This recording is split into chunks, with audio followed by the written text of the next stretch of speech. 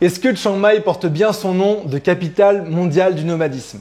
De mon côté, ça fait 3 fois que je viens à Chiang Mai depuis 2017 que je suis nomade. Cette fois-ci, ça fait 1 mois et demi que je suis sur place et je voulais, dans cette vidéo, te faire mon guide personnel de Chiang Mai en tant que digital nomade, t'expliquer pourquoi certains infopreneurs très connus y ont même élu domicile, comme par exemple Stan Leloup de Marketing Mania.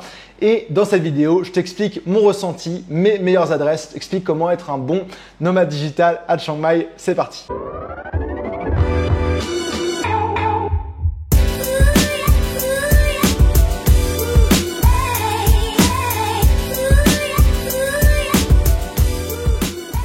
Sawadee krap! Alors si tu es ici et que tu es déjà venu à Chiang Mai en tant que nomade digital et que tu as d'autres infos complémentaires ou plus à jour à soumettre, je t'invite à les laisser directement en commentaire sur cette vidéo pour aider tout le monde, comme ça on en fait un contenu collaboratif. Pour commencer, où est situé Chiang Mai et à quoi ressemble cette ville? Donc Chiang Mai, c'est une ville d'environ 1 million d'habitants qui est située au nord de la Thaïlande, au pied de la montagne Doi Suthep et qui est pas très loin des frontières avec la Birmanie, le Myanmar, la Chine et aussi le Laos plus à l'est. Chiang Mai, c'est vraiment la capitale incontestable du nord de la Thaïlande. Il y a Chiang Rai aussi comme ville qui est pas très loin, mais c'est pas du tout la même ampleur et la même importance par rapport à la Thaïlande. Donc si tu regardes par rapport à la Thaïlande, on est au nord et par rapport à la ville de Chiang Mai en elle-même, on est sur une ville classique avec traditionnelle avec un carré qui entoure la vieille ville. Et de mon côté, je suis resté pas mal dans le quartier de Niman qui est le quartier des nomades, le quartier d'université et le quartier un petit peu bobo hipster de Chiang Mai. Chiang Mai est surtout connu pour son nombre de temples et de cafés impressionnants. On compte plus de 300 temples autour de Chiang Mai. C'est juste incroyable. Dès qu'on va faire un petit tour, il y a un nouveau temple qu'on découvre, plus impressionnants les uns que les autres. Il y a également la montagne Doi Suthep de laquelle on a une super vue environnante. Et il y a plein d'activités de randonnée, etc., de VTT, de trail. Et on a aussi pas mal de rizières et de lacs autour de Chiang Mai qui en fait un endroit vraiment très très cool. Comme je te disais, moi je suis resté surtout dans le quartier de Niman. J'ai aussi été pas mal dans la vieille ville et dans le coin de l'université aussi qui est très très agréable. Et je te disais qu'il y a beaucoup de temples, mais il y a aussi beaucoup de cafés et de coworking, ce qui en fait vraiment une capitale du nomadisme. J'ai pas de stats sur combien de cafés il y a à Chiang Mai, mais c'est juste impressionnant. Les Thaïlandais et les gens qui viennent à Chiang Mai sont vraiment fans de café et ça se ressent. Et il y a plein de cafés très cool pour bosser. Je te parle de ça un petit peu plus tard dans la vidéo. Niveau information pratique, comment sera Chiang Mai? Il y a 2 options principales. Déjà, il y a un aéroport qui est situé à environ 15 minutes de la vieille ville ou de Niman qui est très pratique, un aéroport national mais aussi international. De mon côté, je suis venu que depuis la Thaïlande, depuis Phuket et Bangkok, mais tu peux venir aussi depuis l'étranger et tu peux directement te commander un taxi, un Grab ou un Bolt notamment dès la sortie de l'aéroport et en un quart d'heure, tu es à ton hôtel, ton appartement, ce qui est très pratique. Je sais aussi que beaucoup de gens qui sont nomades, plus expats, plus long terme ici, qui restent longtemps, se font souvent des week-ends un petit peu partout en Thaïlande et en Asie, donc c'est pratique d'avoir cet aéroport directement ici. La deuxième option que j'ai pas expérimentée par manque de temps et d'envie de découvrir ces options-là, c'est de venir de Bangkok directement en voiture ou en bus ou alors en train. Tout simplement, je l'ai pas fait parce que c'est quelque chose qui se fait de nuit, qui est assez long et moi, j'ai besoin d'être productif, être dans mon truc en tant que nomade et donc j'ai privilégié ce mode de transport, surtout que je venais de l'île de Phuket qui est un peu plus loin d'ici. Au niveau de la meilleure période pour visiter, je te mets ici la météo de Chiang Mai au fur et à mesure des mois. La meilleure période, elle va se situer entre novembre et avril, donc après la saison des pluies qui a lieu donc l'automne ici. Et avant en fait la smoking season, burning season dont on va parler justement juste un petit peu après. Par rapport à Chiang Mai, ce qu'il faut savoir, c'est qu'il y a une température qui va être assez chaude quand même la plupart de l'année, à part justement à ces mois que je te recommande. Ça peut devenir très chaud. Par exemple, aujourd'hui, là, dehors, il fait 39 degrés et 41 degrés de ressenti. Donc, il faut savoir que tu peux avoir chaud à Chiang Mai. C'est pas une ville dans les montagnes hyper fraîche, bien que ça peut l'être. Je te parle de la burning season. La burning season, c'est concrètement en avril-mai. Il y a les fermiers du coin, puis du coin de la Thaïlande, mais aussi de la Birmanie, Laos, etc., qui se mettent à brûler des champs et aussi apparemment des forêts pour faire de l'engrais naturel. C'est des méthodes pas très écologiques Pas très cool pour les gens qui habitent dans le coin parce que Chiang Mai devient une des villes les plus polluées du monde pendant ces quelques mois. Quand j'étais ici cette année et quand je suis venu aussi en 2017, c'était pendant la burning season, c'était assez supportable, j'ai pas trop eu de problème, juste une fois ou deux en courant, je l'ai ressenti un petit peu, c'est juste que ça va cacher un petit peu la vue de la montagne et ça c'est un petit peu dommage. Et puis les personnes qui sont asthmatiques, qui ont des problèmes de respiration, ça peut être un petit peu dommage. Je sais que j'ai eu de la chance niveau année, je sais que la dernière, en 2021, la burning season était terrible et qu'il y a des personnes qui juste saignaient du nez à cause de ça. De mon côté, j'ai pas eu de problème particulier et je pense que voilà, si on fait attention, si on reste pas mal en intérieur aussi, il n'y a pas trop de problème. De toute façon, il fait tellement chaud que tu peux pas rester dehors. Mais voilà, concrètement, ce que je voulais te dire, c'est que la burning season, il faut savoir ce que c'est, il faut être au courant. Mais moi, ça n'a pas été un désavantage majeur pour moi, bien que je comprends que ça peut l'être pour certaines personnes.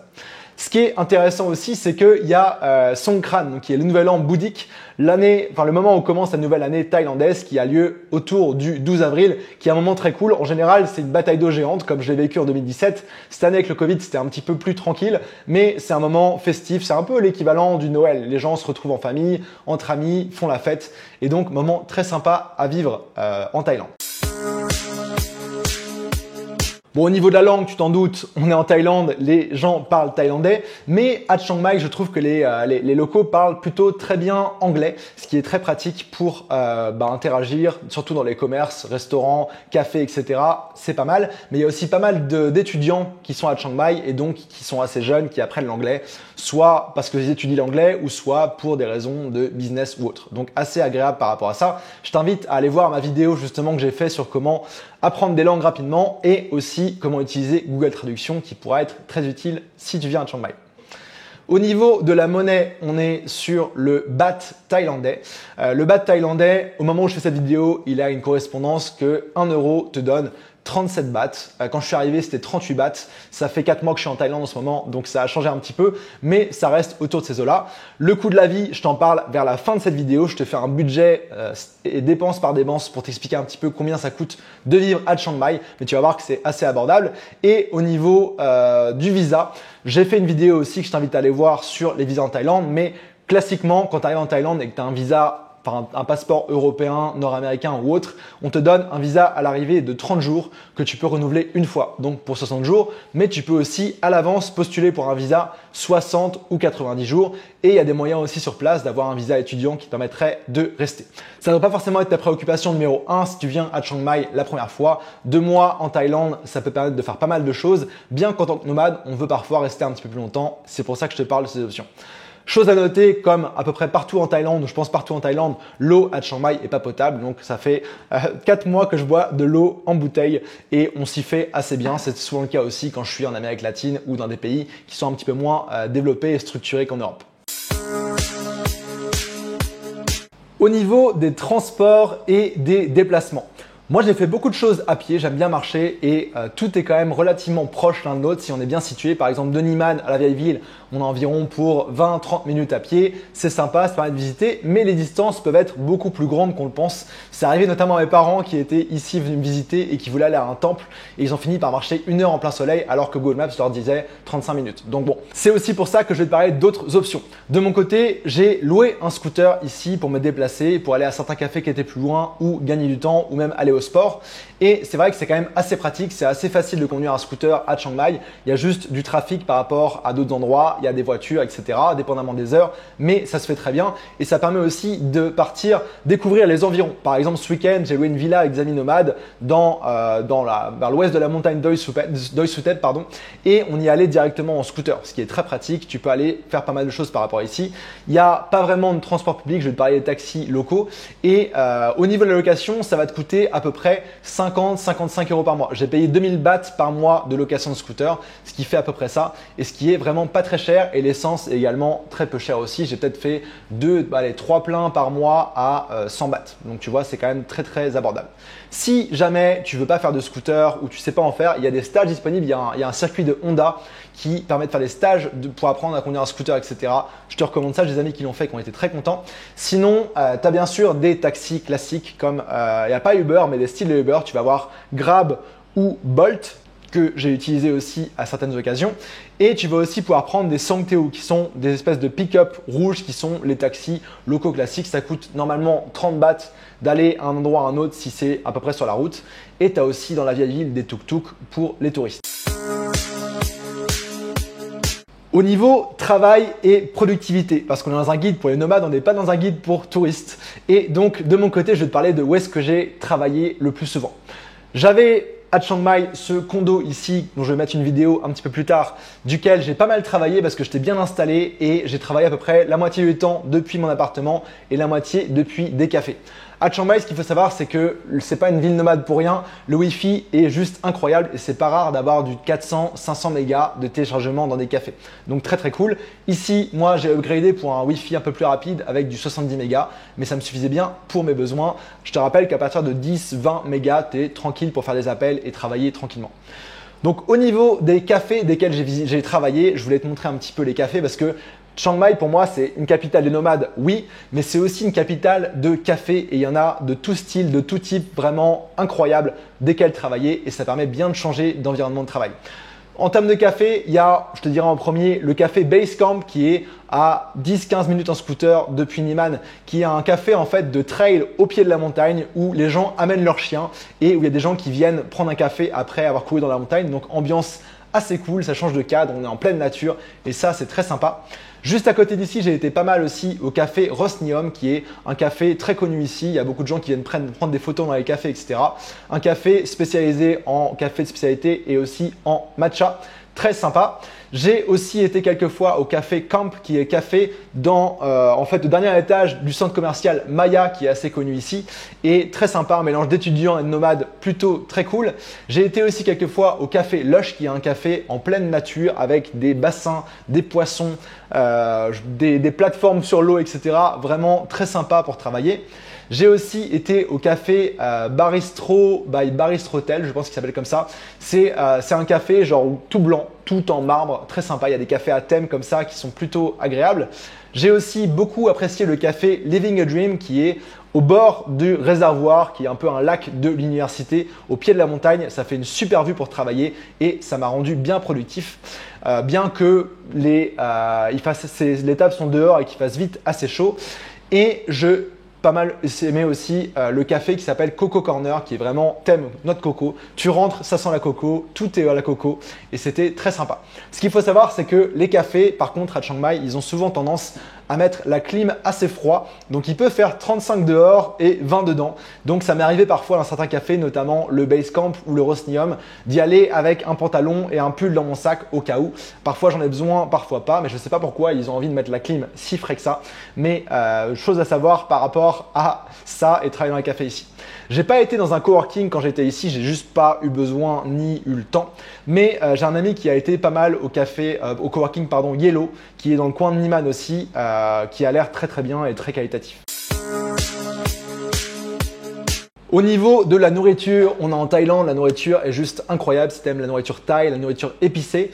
De mon côté, je pense que j'ai commandé la nourriture à mon appartement une fois sur deux, notamment via Grab ou Foodpanda parce que c'était juste tellement pas cher et tellement pratique. Tu vois, le midi, tu fais une pause, tu peux planifier tes commandes de nourriture. Le soir, tu as la flemme, tu n'as pas envie de sortir, tu peux directement commander, tu n'as pas à gérer le cash, tu peux payer directement par l'application et tu retrouves pas mal tous les restaurants que tu vas avoir à Chiang Mai. Donc, je te recommanderais de tester ça et bien sûr d'aller manger sur place, mais ça peut être pas mal pour un niveau confort de se faire livrer à manger pour gagner en temps. On est nomade, on travaille, on est productif. Sinon, quelques restos notables à te recommander aussi dans différents styles. J'ai adoré un restaurant qui s'appelle le Beast Burger. Certains de mes amis disent que c'est le meilleur burger du monde. Je ne suis pas convaincu ayant habité en Amérique du Nord pendant 10 ans, mais il est quand même très très bon, qui se trouve aussi à Niman. Il y a au niveau pizza, la meilleure que j'ai goûtée, c'était à Green Smoke qui se situe au sud-est de la ville, de la vieille ville, qui est un restaurant vraiment magnifique en béton moderne avec un vrai four à pizza et des pizzas juste incroyables. Moi, j'ai beaucoup aimé la pizza mortadelle pistache par exemple. Donc voilà. À mentionner aussi la street food. On est en Thaïlande, il y a beaucoup de petits stands de nourriture dans la rue, etc. Que ce soit dans des marchés qui ont lieu un jour ou un moment de la semaine, mais aussi juste comme ça. Là, il y en a un coin, au coin juste ici aussi où j'ai été manger une fois pour 35 bahts, ce qui fait 1 euro, non même pas 1 euro en fait, même pas 1 euro, qui fait juste un petit peu moins d'1 euro. J'ai mangé un plat riz, viande, légumes, très bon, pour moins d'1 euro. Donc voilà. D'ailleurs, au niveau des restos, au niveau des prix, tu vas avoir des restaurants qui vont avoir des prix plus typiques, type européen. Si tu vas manger des sushis par exemple, où tu peux t'en sortir pour 10-15 euros. Tu peux manger un pad thai pour 1,50 € par exemple, mais tu peux aussi trouver des restaurants super chers. Ça dépend vraiment de ce que tu veux faire et des occasions. Par exemple, je n'ai pas encore essayé, mais vendredi, on va pour mon anniversaire dans un restaurant français où ils ont des fromages à raclette, des charcuteries et du vin. On va voir, je pense que ça va être un petit peu plus cher que d'habitude, mais ça a l'air pas mal. Niveau sushi justement, je te recommande d'aller à un sushi qui s'appelle Sushi Umai, dans lequel en fait c'est t'as directement les maîtres sushi, je pense qu'on l'appelle comme ça, qui préparent les sushis devant toi. Tu as différents types de sushis, tu as notamment un sushi au foie gras poêlé qui était très très bon. Tu as aussi un sushi qui s'appelle Ai Sushi où j'ai été pas mal de fois, juste à côté d'ici aussi. Et ce qui est important à noter, c'est que la plupart des cafés vont aussi avoir à manger et ça va être intéressant. Je pense que le restaurant, l'endroit auquel j'ai été manger le plus souvent en physique, c'était au sous-sol du centre commercial Maya, où il y a un food court, où il y a plein de restaurants. Et mes amis m'ont montré un restaurant qui s'appelle Inji Vegan. Donc c'est un restaurant vegan qui ont plein de choses différentes, qui était très très bon et où tu manges pour à peu près 2 euros et c'est juste excellent. Moi je suis pas vegan particulièrement, mais juste c'était très bon. Et il y a aussi plein d'autres restaurants, donc tu prends à manger et puis tu vas te poser sur les tables et manger. Et il y a aussi un food court au 4e étage du Maya qui vient de réouvrir, qui était très très sympa. Voilà, niveau nourriture, tu vas pas être déçu, il y a tout ce que tu veux et tout ce qu'il faut ici et à des prix très très abordables. J'ai littéralement jamais vu ça nulle part, même au Mexique c'était plus cher la nourriture qu'ici. Au niveau internet et téléphone et Wi-Fi. J'en ai parlé un petit peu pour te parler des cafés, etc. Mais le Wi-Fi juste est impressionnant ici, la vitesse, tout est génial. Genre franchement, ça m'est arrivé une fois, je pense d'avoir un café où Internet était un petit peu bof, mais il y avait quand même, ça fonctionnait quand même. Donc juste ça, un gros point positif pour les nomades qui veulent travailler, qui travaillent dans la vidéo, qui font des gros uploads, downloads de fichiers. Ça, c'est une ville pour vous, vous allez adorer. Donc vraiment un gros point fort. J'ai fait une vidéo sur comment avoir Internet en voyage que tu pourras retrouver sur ma chaîne, mais franchement ici, pas besoin en particulier. Donc il y a le Wi-Fi. Moi, j'ai aussi ma carte SIM free qui me donne 25 Go dans 70 pays dans le monde et c'était le cas en Thaïlande. Donc j'avais aussi mon forfait de 25 Go ici qui était pratique aussi pour se balader, etc. Je sais aussi qu'il y a des personnes qui prennent directement des forfaits locaux que tu peux acheter directement sur place. Dans des supérettes comme 7-Eleven, tu vas payer, je pense, une dizaine d'euros pour quelques gigas d'internet. Donc ça reste quand même très abordable et pratique. Et ils te l'installent directement aussi, pas besoin de te promener avec une PIN ou des trucs comme ça pour changer ta carte SIM. Au niveau du logement, point important et poste principal de dépense, je pense avec la nourriture pour un nomade. De mon côté, j'ai opté pour un appartement en fait style condo. Je te mets une petite vidéo pour te faire un petit tour du propriétaire. C'est un appartement qui fait 65 mètres carrés où j'ai une partie cuisine, salon qui est très propre, bon pas très décoré mais très sympa, avec une chambre séparée, un leaking, une terrasse, un espace piscine, salle de sport, un parking au sous-sol pour les scooters, un gardien, etc. Et puis je me suis pris un petit upgrade internet privé à 400 bahts par mois pour avoir une plus grande vitesse. Mais internet était déjà inclus dedans. Donc cet appartement, je le paye 410 euros par mois, j'ai fait la conversion. Il faut compter en plus de ça donc le frais d'internet qui est d'une dizaine d'euros et aussi l'eau et l'électricité. Donc ça dépend à quel point tu utilises la climatisation. Avec la burning season et le fait qu'il faisait souvent plus de 35 degrés, j'ai pas mal utilisé la climatisation en journée. Bon, quand j'étais pas là, je la coupais, mais ça peut te représenter un 40-50 euros par mois en plus, dépendamment de comment tu l'utilises. Donc ça c'est l'option que j'ai choisie et donc pour les condos ce que je te recommande c'est directement de contacter des agents immobiliers locaux ou d'aller les voir à l'accueil, demander ce qu'ils ont de dispo, combien ça coûte, etc. Avec cet ordre de prix là tu peux arriver à négocier quelque chose de sympa. Il y en a vraiment pour tous les goûts. Tu peux vraiment avoir un appartement très peu cher, peut-être pour 150 euros par mois, comme un appartement pour plus de 1000 euros par mois si tu veux un truc luxueux. Ça dépend de ce que tu veux. Tu as aussi bien sûr Airbnb, Booking, etc. qui sont présents, que tu pourrais trouver un appartement via ces moyens-là. Je te recommande de regarder mes vidéos sur ces sujets-là sur ma chaîne YouTube, sur comment avoir des promos sur Booking, comment négocier Airbnb.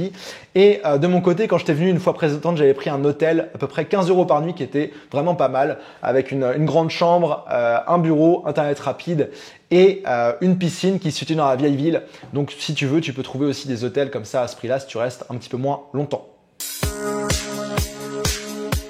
Autre point majeur au niveau communauté rencontre. De mon côté, j'ai la chance de connaître plein de nomades qui sont en voyage et dont beaucoup sont venus ici, étaient ici ou m'ont rejoint. Donc au final, on était un groupe d'une quinzaine de nomades francophones, mais j'ai aussi rencontré pas mal de nomades d'autres pays, de Singapour, d'Allemagne, d'Australie. Donc il y a vraiment pas mal de nomades qui sont en train de revenir là après le Covid où c'était un peu plus compliqué. Donc ça, c'était très sympa. Et il y a plein de nomades, plein d'activités, plein de meet-up, des meet-up de start-up, de marketing, de blockchain. Et de toute façon, vu que tout le monde bosse dans les cafés, c'est très facile de rencontrer des nomades. Tu parles juste à ton voisin de table et hop, tu as un nouvel ami nomade. Donc ça, c'est très très sympa. Et quand j'étais venu il y a 5 ans, quand j'étais un néo-nomade, j'avais aussi fait un meet-up de nomades à l'époque pour rencontrer du monde. Et puis Chiang Mai, ça a vraiment ce côté pour moi village de nomades où tu vas rencontrer quelqu'un et tu vas le recroiser dans la rue à un autre café quelques jours après, tu vas boire une bière et tu deviens ami comme ça et c'est très très sympa. Et puis les amis de tes amis deviennent tes amis et très vite tu as un peu une famille de nomades ici, ce qui est très agréable.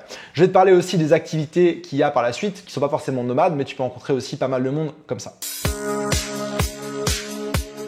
Maintenant, passons à la section activités et choses à faire. Parce qu'on est nomade, on est là aussi pour profiter de ce qu'il y a comme activités et choses à voir sur place. Et étonnamment, je te dirais, je m'attendais pas à ce qu'il y ait autant de choses à faire à Chiang Mai, mais il y a un nombre de choses incroyables à faire. Je te dirais que tout ce qui manque, c'est la mer, mais encore, tu as des lacs où tu peux te baigner.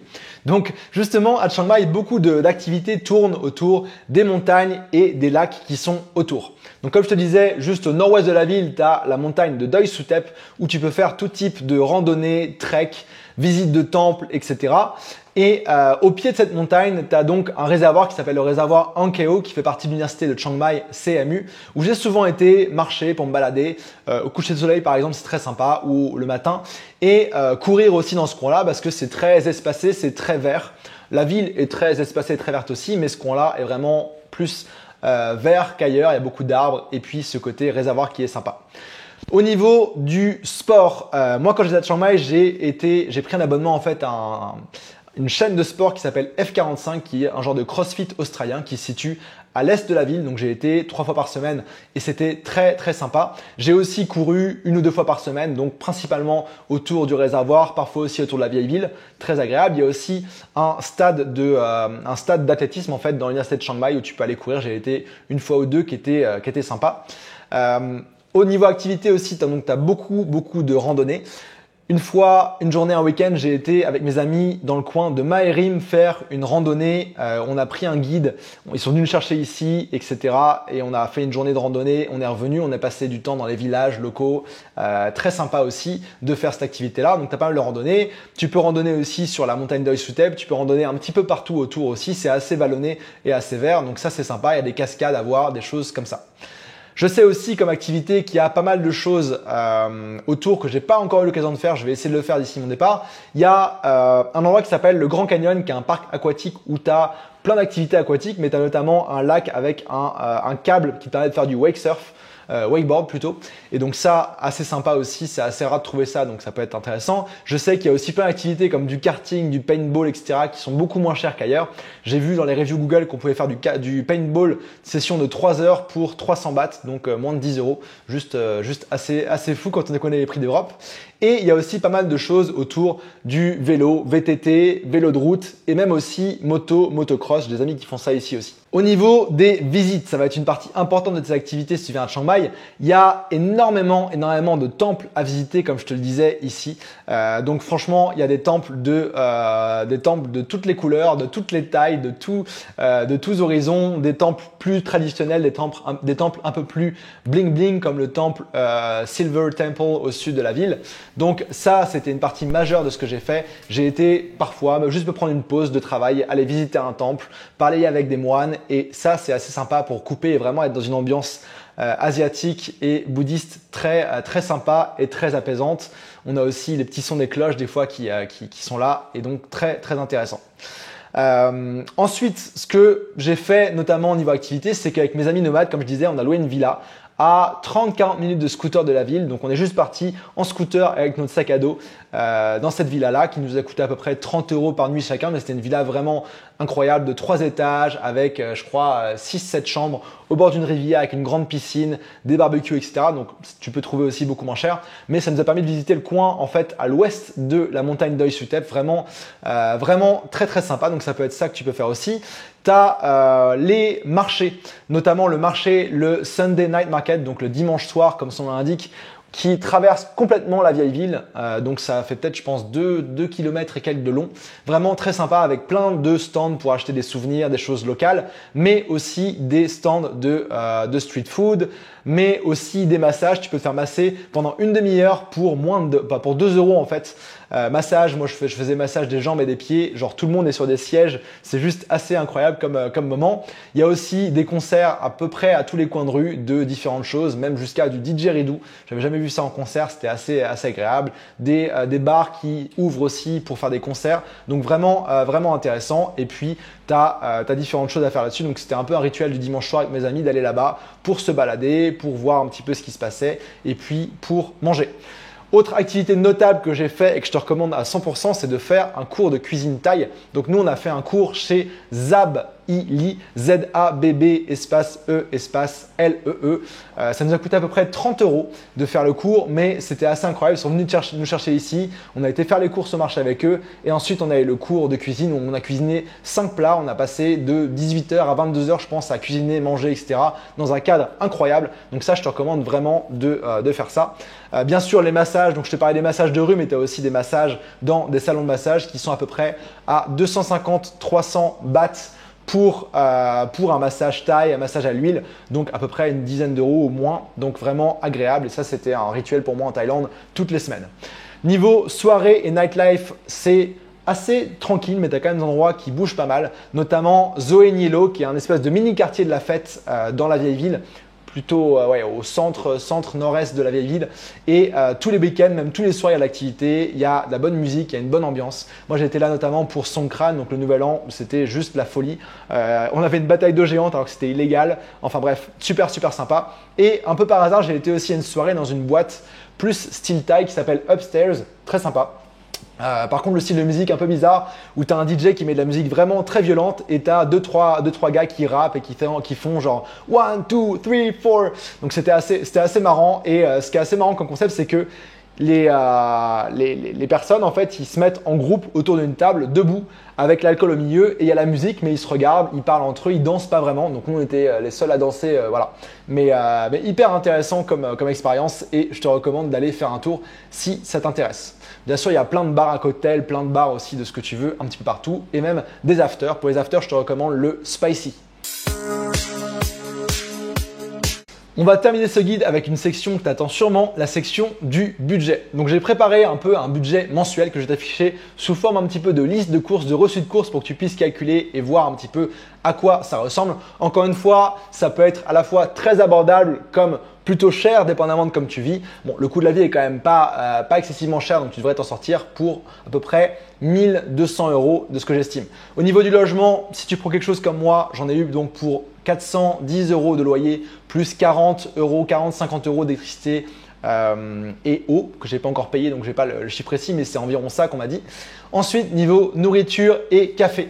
De mon côté, j'ai mangé tout le temps au restaurant, sauf j'ai cuisiné une fois. J'avais trouvé un supermarché pour faire un plat sympa, mais ça m'a coûté quand même 20 € par tête donc de cuisiner, donc ça coûte assez vite un budget alors que tu peux aller manger un pad thaï pour 2 €. Donc j'estime que niveau budget nourriture et café, j'en ai eu à peu près pour 400-450 € par mois parce que je me suis fait plaisir pour certains restos. Parfois j'ai mangé aussi dans la rue, etc. Mais je pense que tu pourrais réalistiquement dépenser peut-être 200 € par mois si tu veux vraiment manger très local et tu peux manger voilà, littéralement pour 1 €. Donc ça dépend de ce que tu manges, etc. Si tu vas dans les cafés, un espresso ça va te coûter en général 50-70 bahts, donc entre 1 et 2 €. Et ça dépend ce que tu prends. Si tu prends des mochaccino, des cappuccinos, etc., c'est un plus gros budget. Ça dépend vraiment de ce que tu fais. Niveau transport, moi, c'était principalement donc le scooter qui m'a coûté environ 55 € par mois. Et les pleins, c'est vraiment mineur. Tu vois, j'ai peut-être eu pour 10-15 euros d'essence par mois. Donc vraiment, même pas à compter dans le budget.